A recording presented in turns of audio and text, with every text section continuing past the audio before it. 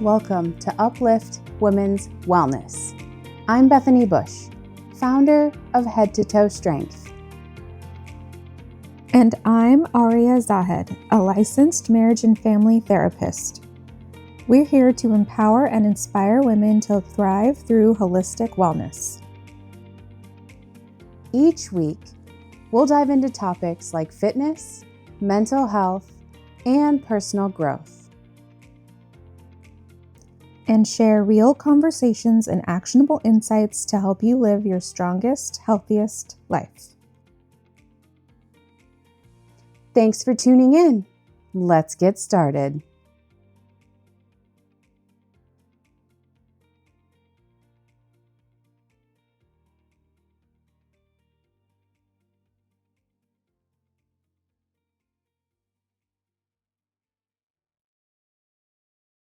So we have Holli with us today. She's here with me and Bethany. And we were excited about you, Holli, because one of your titles is trauma-informed coaching. And we also use that word a lot. So I was hoping we could kind of start there. And then if you could also introduce yourself too for people who don't know you. Yes.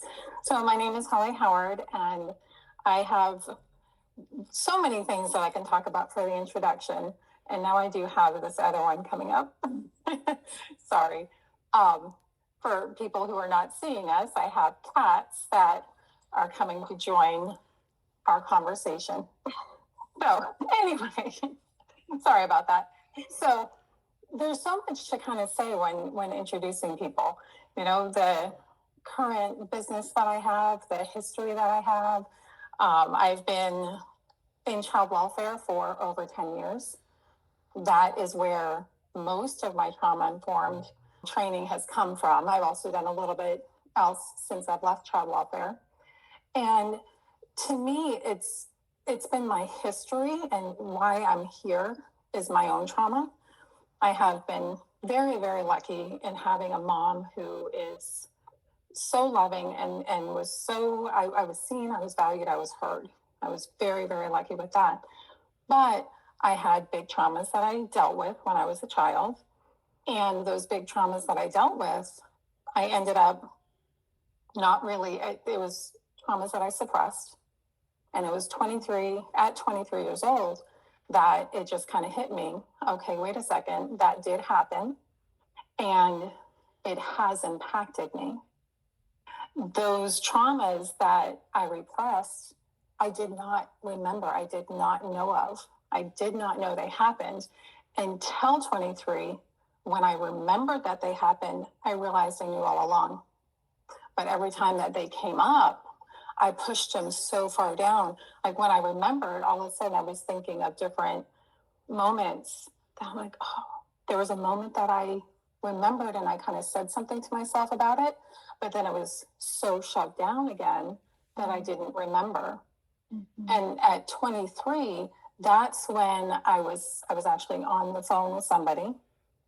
I felt that phone call was something that allowed me to hear it without putting the walls back up.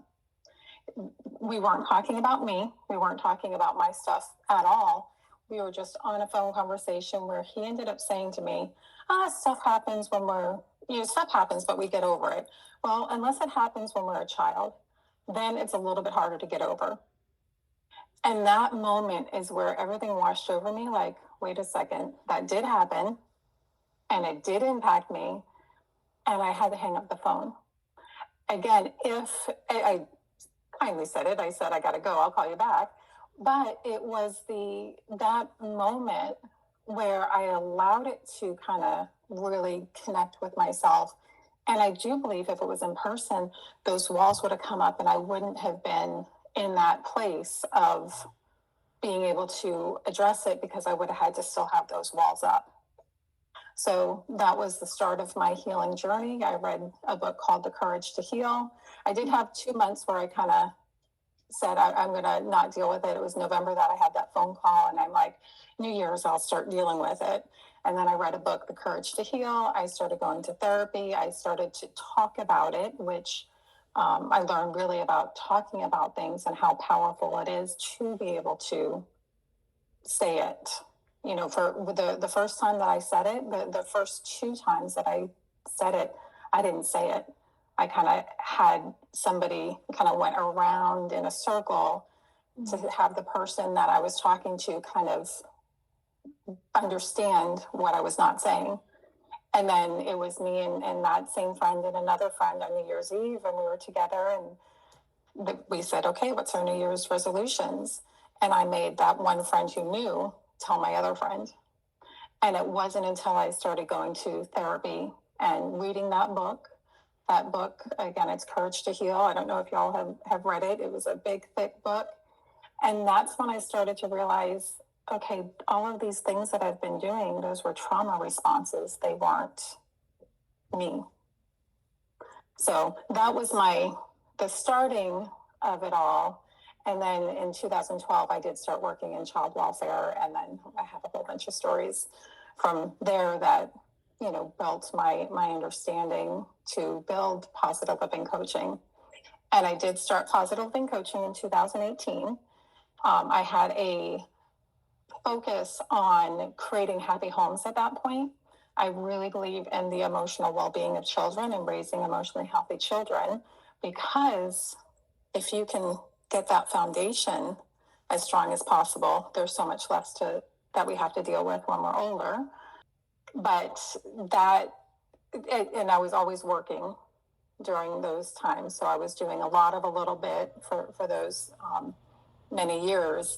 And then in March, I said, you know what? I need to just focus on this full time. I need to really figure out what I want to make this company. And I really wanted to work with women healing from childhood trauma. And so that's where I am now. Amazing, Holly. Thank you so much for sharing your background and your story and what made you start your company. You're definitely speaking our language. So I'm so happy you found us. So in March, you went full time. Yes. Okay, well, congratulations. Thank you. It's definitely been a wonderful journey.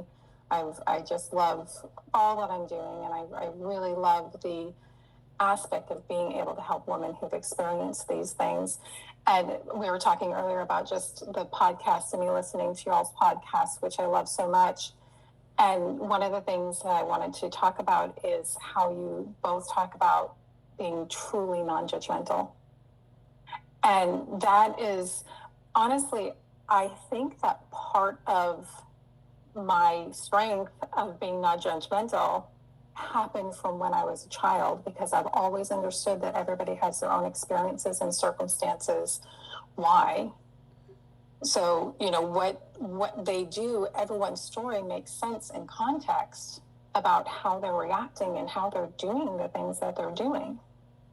So because I've lived that pain, and my self-worth was crushed when I was 3 years old, is really what happened with me. And so I have this amount of empathy because I understand what people are going through, and there's no judgment. Having that safe space to talk is just such an important thing for us all to have. Yes, absolutely. I could not agree more. And Bethany and I actually talk about how it's kind of a unfortunate and then fortunate thing for children who do go through trauma. Many times you were more empathetic because of those experiences, and you make the effort to be the safe space for people because of those experiences. Right. And so even though it is extremely unpleasant, and I wouldn't wish trauma upon any child, I do think it can create a lot of the helpers and the healers and people who want to use their pasts to then help kind of make everyone else's lives better. Absolutely. And that's one of the things that I think is so important for people to kind of shift their perspective.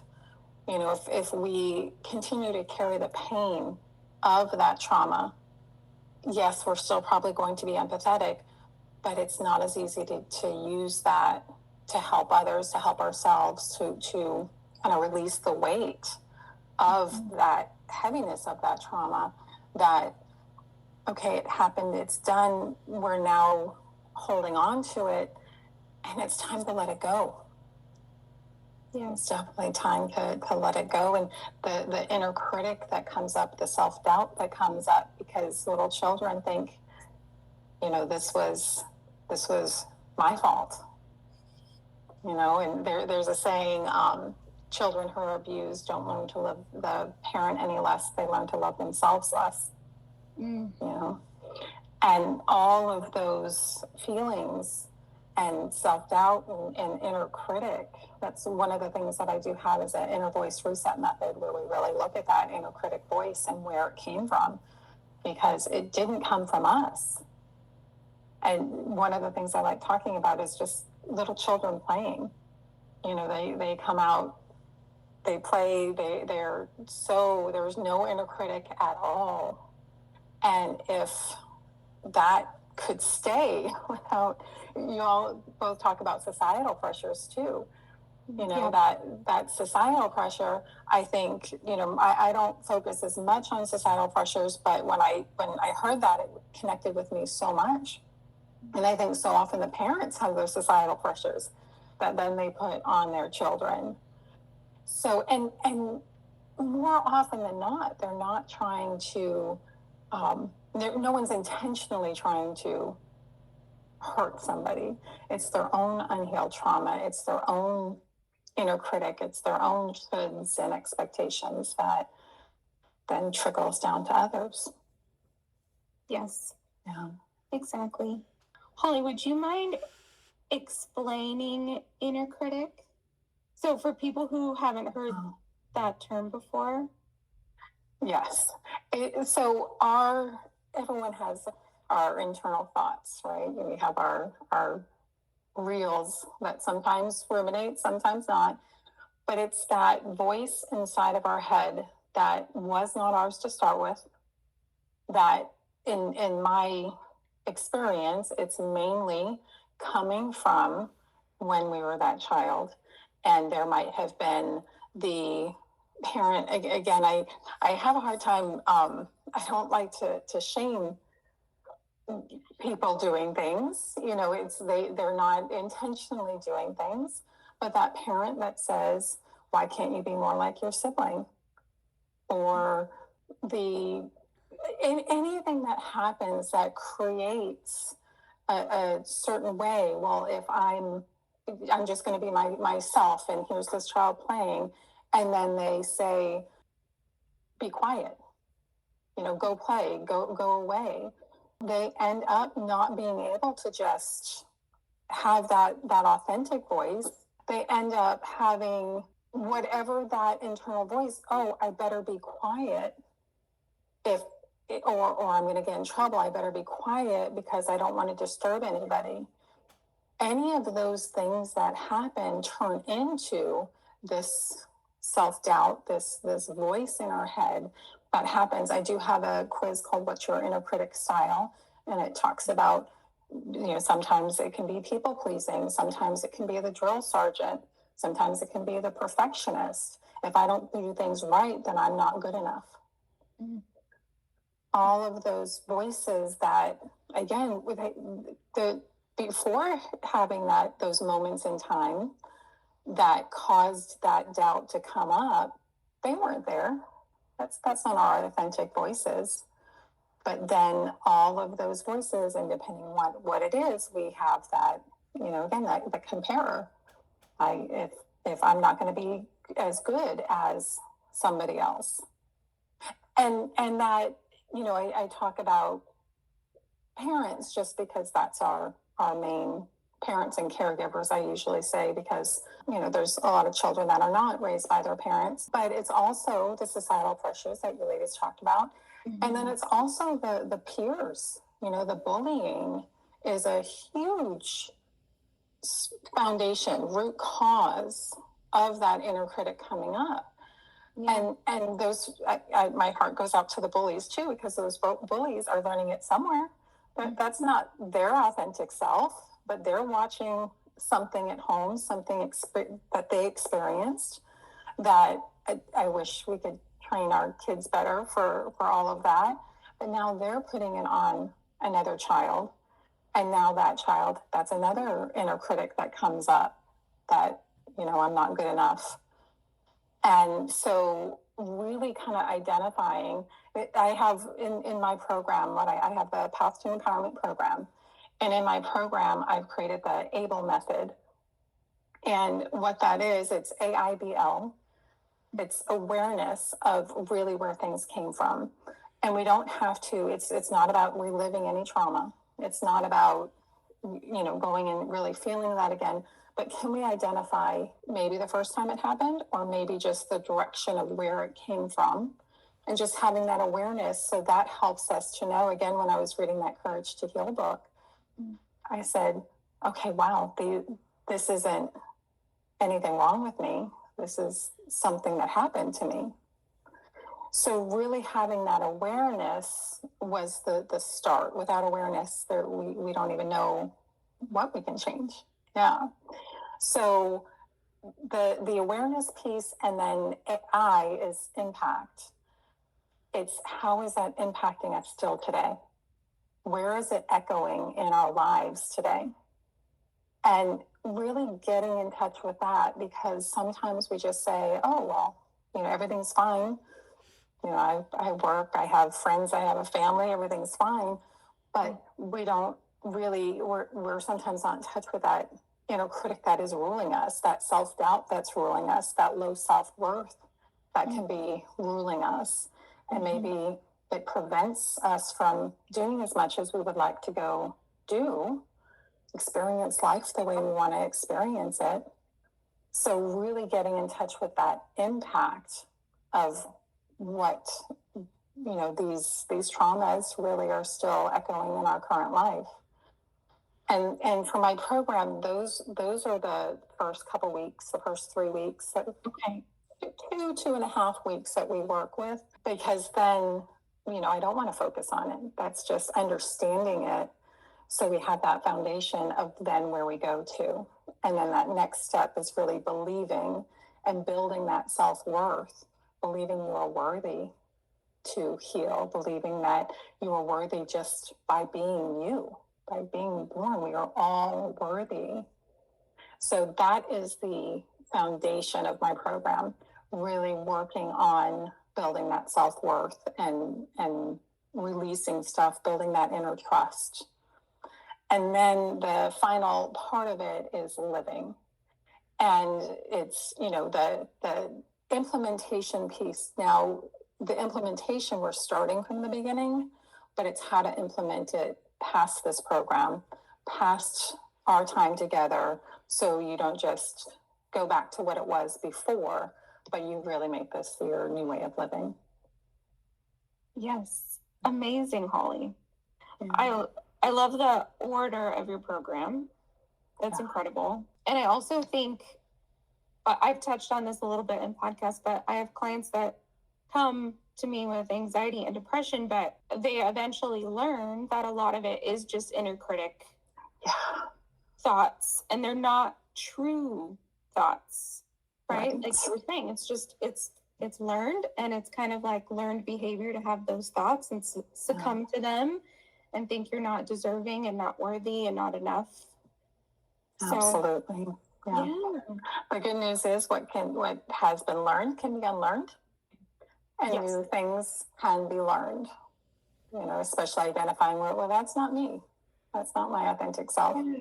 Yeah. And I do want to note, just with, talking about anxiety and depression, when it is that inner critic, okay, I can definitely work with them. When it is anything clinical, when it is something that they haven't processed their trauma, I definitely want them to work with a therapist first, or depending on where they are, we can work in conjunction. But most of my clients have kind of already done the work.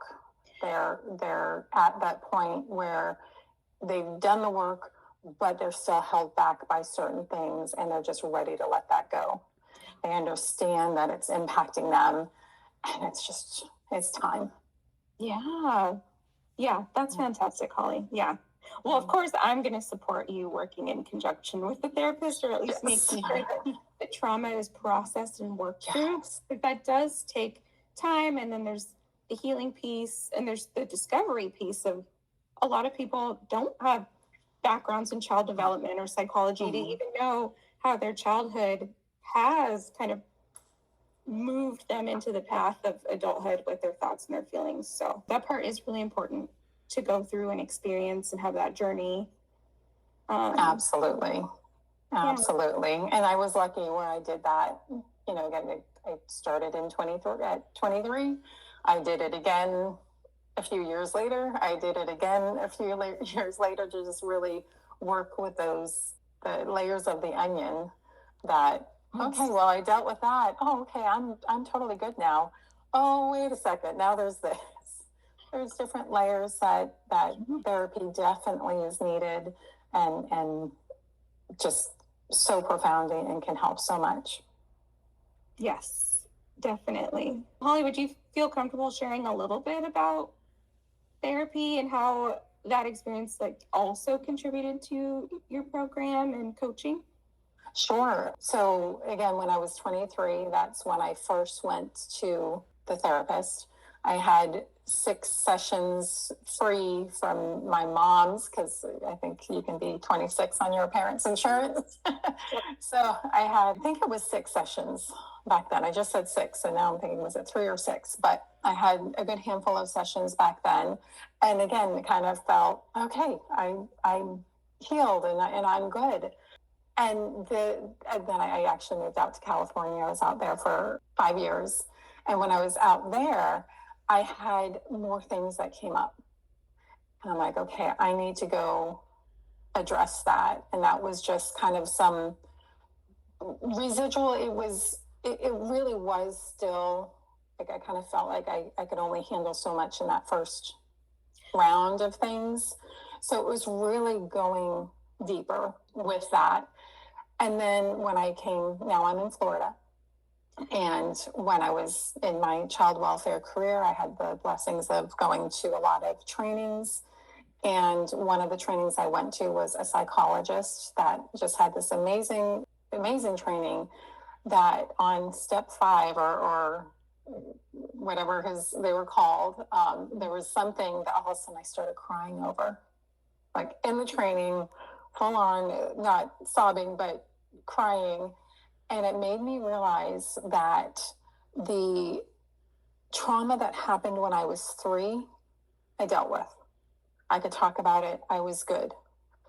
The choices that I made between 3 and 23 that were so subconscious, so not in my understanding of best choices. And it's being a child is hard anyway. Being a teenager is hard anyway. There's so much stuff that I wish we could help those kiddos with. But I realized that I never went to the healing point for those pieces of my trauma. And that's one of the things I say a lot. My dad did have PTSD. He was a Vietnam vet, and he was a drinker. And I must say, I was, one of the things that I was blessed about is I saw the results of all of that. But my mom said they divorced when I was 3. And she said, you can't drink around her or me and my brother. That's one of the things. So I feel very blessed that I didn't have that impact of a day in and day out impact that could cause. And that man loved me. That's one thing. Feeling loved. We're all children are loved, but being loved and feeling loved can be 2 different things. And he loved me, so I'm very, very blessed with that. But he came home from Vietnam and just drank. His coping skills were drinking. Mm-hmm. And it was 30 years later that he was diagnosed with PTSD.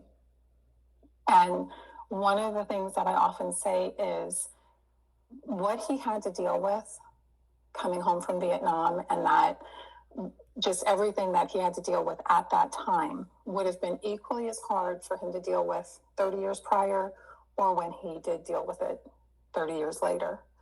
But by dealing with it 30 years later, you have 30 years of other crap on top of it that you also have to deal with. So that was my most recent therapy sessions, was dealing with that crap in between that happened before, being 23. Yes.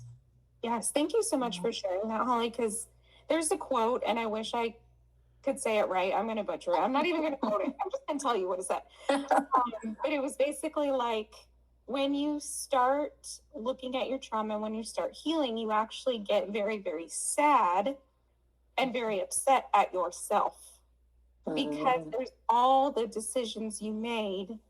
So you kind of created your own little traumas.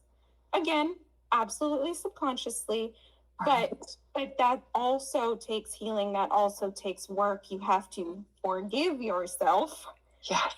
And it's a lot. And so I also like, Holly, that you mentioned, like, you can continue to use therapy. You can bounce in and out of coaching, bounce in and out of therapy, because things do continue to come up, and you do need to heal and forgive and work through things at different points in your life. It's not always about little childhood.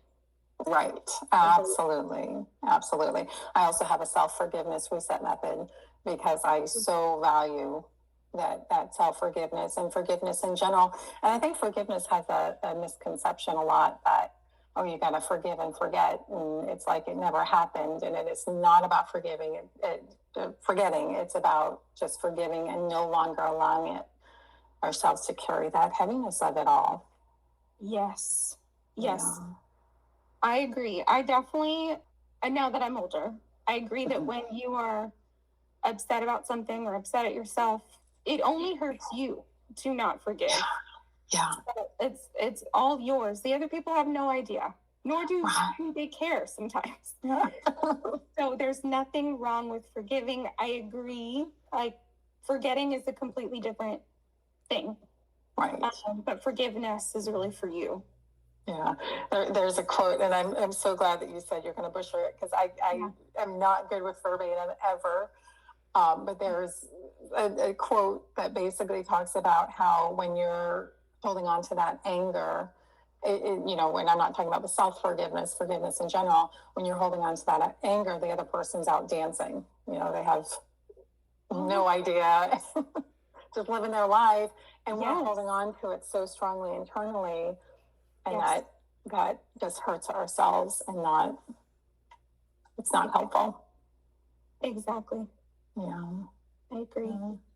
Okay, Holly. So we definitely want to hear a little bit about the coaching that you offer, if you're willing to talk about that a little bit, just in case someone's interested in using the program or meeting with you. Yes. So again, we go through that 12 weeks of the A.I.B.L method. Okay. And I definitely want to make sure I'm the right fit for people. And that's another thing that I really love that you ladies talk about, is it is not I'm not going to be for everybody. Everybody's not going to be for me. And that's okay. Finding the person that really connects with you is important. My space, I do have just the whole idea of it. I want to talk to the client before we book. Want to make sure that I am, one, there's that connection, to I have what they need. And, really seeing where they are. Again, maybe I see that they're not quite ready for coaching. Maybe they do need therapy. So I have on my website, I have positivelivingcoaching.com. And on my website, there's coaching and courses. And on the coaching, it is book a call with me. So there's an application that they would go through, just that kind of sets it up if they even want to continue with having the phone call. And then it has stuff that we can work with in the phone call, just to make sure that that's a right fit. Okay, perfect. Thank you, Holly. Yeah, we definitely have that too. We like to meet our clients beforehand, make sure we have what they're looking for, and make sure we can definitely give them what they're looking for.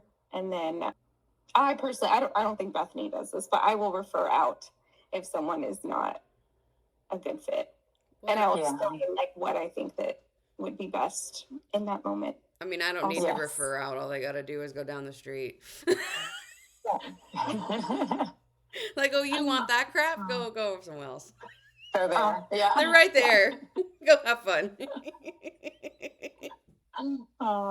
Yeah, I do have there's certain people that I can recommend if I do have some therapist friends. I do have other people for coaching. Like one of the things that I am not as I'm not as focused on. I'm really focused on, the way we talk to ourselves of building that self-worth. But there are some people that are really holding on to that trauma inside their body. And again, either need a therapist to process some things, or they need maybe sound healing, different things that really release their body. And that's not something I do. I do take somatic yoga and a couple other yoga classes where I think it's so profound, but that's not something that I'm trained in or that I can help with. So when they're, it's really in the system and they just need that little bit more in depth, I might refer out. Again, sometimes it's partnering. Sometimes it's do that first. And then, it all just depends on where the person is. Yes.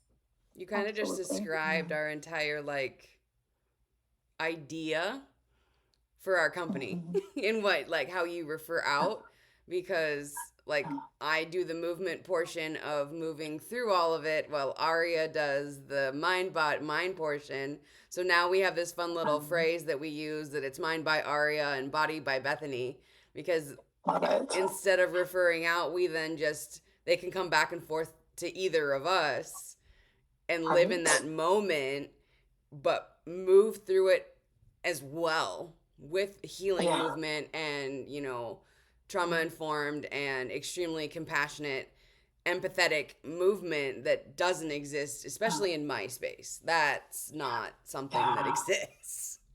Yeah. I've heard some of your podcasts where you talk about that. It is so true. It's not about judgment or being this certain way. And I was even listening to how you were talking on one of them about the alignment. Well, what's the perfect way to do this? Well, your body is going to dictate that more than the textbook that says you have to do it this way. And that's what's beautiful. I'm sorry, go ahead. No, I was just say that's the most probably profound when someone meets me for the first time. Because it's like, well, you're supposed to, this is the form. And I was like, well, is it? Yeah. Does that feel right to you? Or do you feel for example, a squat? Well, do you feel like you're going to fall over like that? Right. Well, but this is what I'm like, that's not a thing. That's what you've been taught. Right. And everybody is different. Yeah. And I love that they can go and have both of you as a team, and maybe it's just one for a certain period of time. Maybe it's going back and forth, because then you're really meeting people where they're at, which is really what everybody deserves. Yes. Thank you, Holly. Thank you for saying that. Yeah, we're very excited about our company. So very exciting. Only just a few months older than yours. I mean, we just launched officially in January, so not very long in effect compared to yours. Yeah. Well, and I was listening to that episode that the concept was starting back in 2020, but just how it's morphed and changed into really what it is now, which is where it seems like all of us have our true, it's connecting with us. It's really our authentic selves that we get to now share. Oh, yeah. Well said, Holly. I agree. I was wondering if we could talk about women's mental health, since that's kind of the focus for me and you, Bethany. And Holly, you focus on women too, right? I do focus on women. Yeah, that's my courses. Anybody could go through. I think 4 of them are probably more focused on the women. I have a manager temper that can be for both, but my coaching itself, I'm really working with women right now. Okay. Can you go into why? It's interesting.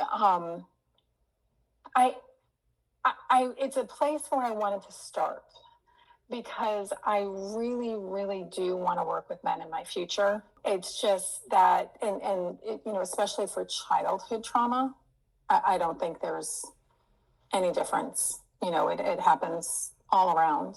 But the inner critic, the self-worth, I think that is where I connect with the most, just because of the stuff that I've gone through. And that's where I think I'm meeting women more. Do men have it? Absolutely. But I think there's just a little bit, I don't think they're as connected to it as much as a woman would be. And I'm not trying to insult any man about it, but I don't think they're connected to it as much. They're maybe their egos are in there. There's a couple different things, with just even with sexual abuse in general. Like, I've always thought, I even want to work at one point in my future, not right now, but I want to work with perpetrators to see if there's something that there's a few different studies, and I can't talk on them. I'm not as proficient as I need to be in them, but there's just a few different studies and people that work with that focus. And I really want to connect because, unfortunately, that trauma piece is so prevalent in this world, and that came from somewhere too. Well, and a lot of perpetrators are victims. Exactly. And they're doing it's learned behavior, and there's just so much around that. So again, that is my future goal, but where I connect with right now, and just it just is a better fit right now. Okay. Yes. Well, that all makes sense, Holly. And I actually, for me and Bethany, we wanted to focus on women also from personal experience. But for me, I feel like women have the inner critic and the outer critic, like constantly societal pressure, constantly propaganda of how to be the perfect woman. Yeah. So all of that, I shouldn't even say all of that, just that is really hard. And then combined with inner critic, everything makes me want to work very specifically with women. And there's also, I think my therapist taught me this, and I absolutely could be wrong, but there's kind of a general theory that when men are hurt, they end up hurting other people. And when women are hurt, they end up hurting themselves. It's just kind of like personality and societal training of the genders kind of make women lean more into people pleasing, lean more into codependency, lean more into fawning. And then with men, they kind of want to wield power, protect their pain in that way.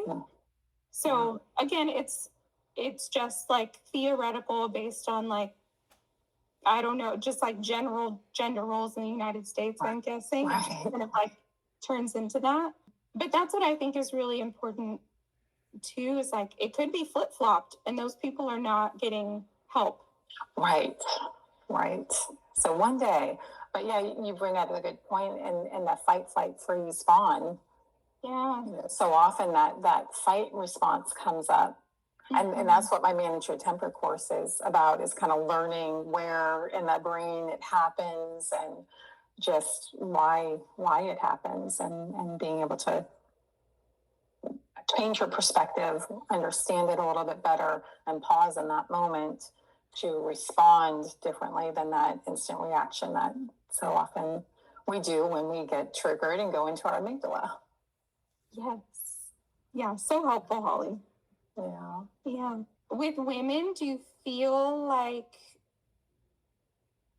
a little bit off topic, but do you feel like some people match with incorrect partners because of their trauma? Have you experienced that? I was going to say 100%. I'm going to not say 100%. Okay. Very, very, very often. Okay. Yes. And that's so often in my child welfare world, one of the things that I experience so much. domestic violence was that such a high contributor to things. And that's one of the things, again, the raising emotionally healthy children, which is still the heart of my focus. Again, I'm not focusing on parenting or anything like that right now, but that raising emotionally healthy children, because when we as children witness that power and control dynamic, and it's usually the little boy that resonates with the father, who then becomes a power and control, unless there's intervention that can change it. I understand the perspective, and they can understand that that's not a good way of doing things. They usually mimic what the father does and grow up into that. And the little girl resonates with the mother and has that, grows up and kind of can become the victim herself. And one of the things that's so important to understand about that is no matter how traumatic domestic violence is, when you grow up in that world, it becomes your comfort zone. No matter how uncomfortable that comfort zone is, it is your comfort zone. So then you go and it's almost your innate, not innate, but internal compass. And then if we're not figuring out a way to break that cycle, it just continues and continues. So again, 100% was no, because if you have that healthy way or you've learned a healthier way, that's one thing that I'm so grateful for, is when you know, if this is what you're experiencing in your home, in your world, but then you just have one person, one family, somebody that shows you the different way, then the children can say, okay, that's not normal, that's not what I want. And they can change that pattern. So yes, the younger we do it, the less of that 30-year gap that we then need to work on. Yeah, but, absolutely. Yeah. Absolutely, Holly. Yes, and on like a different scale, so on like a verbal abuse or mental abuse, I hear my clients talk about what their parents did, and then I hear them talk about what their partners did. And I'm like, that sounds exactly the same. Isn't that interesting? And I word it like you match with people because it feels like home. Yeah. Because you really don't know any better, because you're just moving forward with comfortability and patterns, and like feels like home. That feels correct. That feels like love. Yeah, and that healthy relationship seems foreign, and that unknown can be uncomfortable. Yes, and that's such an important thing to really start identifying with and getting the impact of how that's echoing still. Mm-hmm. So, and then again, you know, in that regard, I have a lot of tools to help women there, but I would also want a domestic violence provider really helping with that, because there's so much more. And that's actually one of the caveats that I do have a book I'm writing. And one of the caveats that I put in there is like the things that I'm talking about of setting boundaries. If you are in a power and control relationship, don't just go and do all of these things. Connect with a local. I think there's providers in every single county. All the counties I am surrounded with have a domestic violence provider, because they understand that power and control dynamic. Again, something that one day maybe I'll work with, but they understand that power and control dynamic, and setting boundaries with a power and control person can look very different than just setting those healthy boundaries with people that don't have that power and control issue. Yes, very true, Holly. Yeah, I'm glad you talked about that. Yeah, it's very important, and that's where, again, meeting clients where they are, and I'm going to go just back to that non-judgment. You know, we're here to listen, to help, to understand, meet them where they're at, and give them that stuff that they need without judgment, with kindness, with empathy, and really finding, you know, how they can heal through all of this. Yes. Well said, Holly. Sorry, Holly. Aria. I just had that conversation with a client this week. Because she's like, well, I need to give you the right answer. Why? Yeah. What is the right? Because I figured out all of her like tells, and I don't let her get away with it. And she's just like, but I need to know what's right. I was like, why? What is right? Yeah. Yeah. And That's so true. Yeah. What's right for me is not necessarily going to be right for you.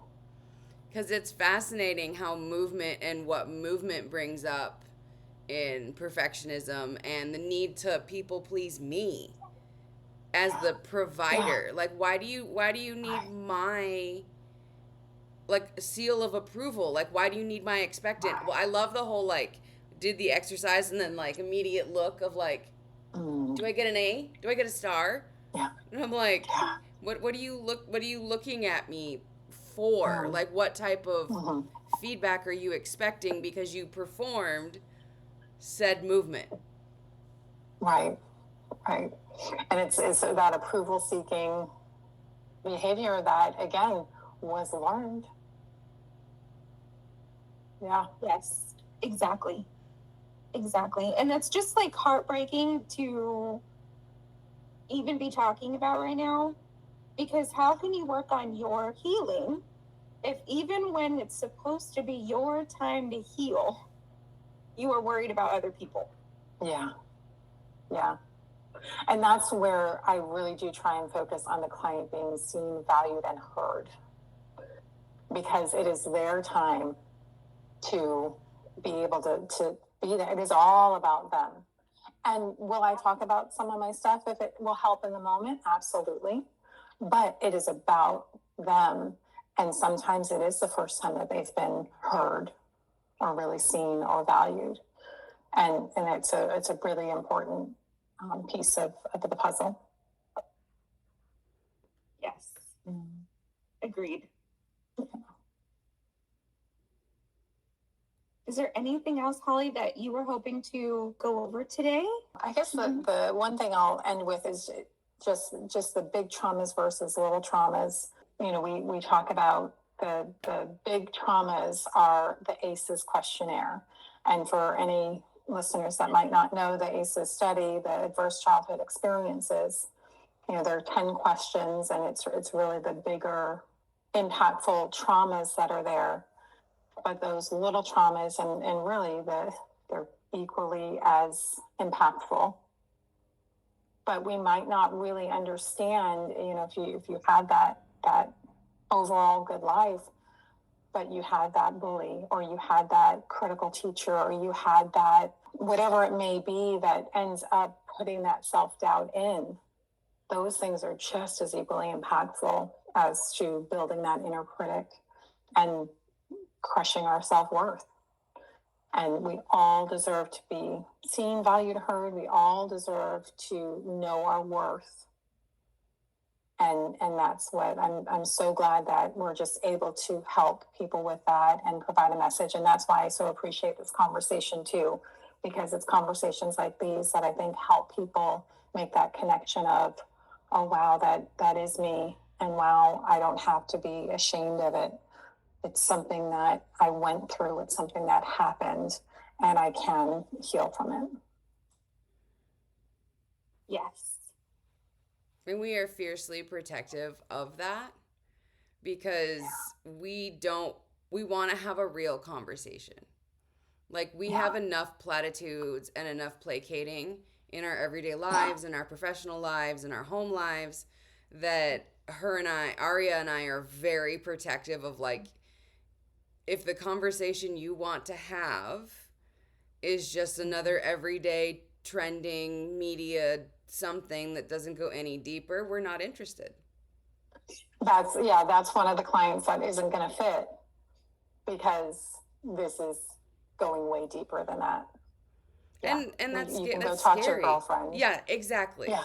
You've got a girlfriend group for that. You've got whoever for that. It's like, no, do you really want to figure out why you do what you do, or why this hurts, or the moment when you started crying because someone said something and you're like, what the heck? Yeah. Where did that come from? Where in Oh, the it came world? from somewhere. Yeah. Or you're watching Exactly. something on the screen and you're like, I feel like that's me. And it's like, wait, Yeah. why? Yeah. So true. So true. Oh, Yeah. well, I so appreciate all that you both are doing. It's just wonderful. And again, finding our tribe. And I will put you guys on my recommended list if there's something, oh, well, we need this. I'm going to add you guys because it's so valuable what you guys are doing. Thank you. Thank you so much, Holly. And what you're doing is incredible also. I'm very excited that you're running full speed with your own company. You are absolutely going to change even more lives. And we're going to also keep you in mind if there's a good fit. Wonderful. Thank you so much. And thank you for having me. Thank you, Holly. Thank you, Holly.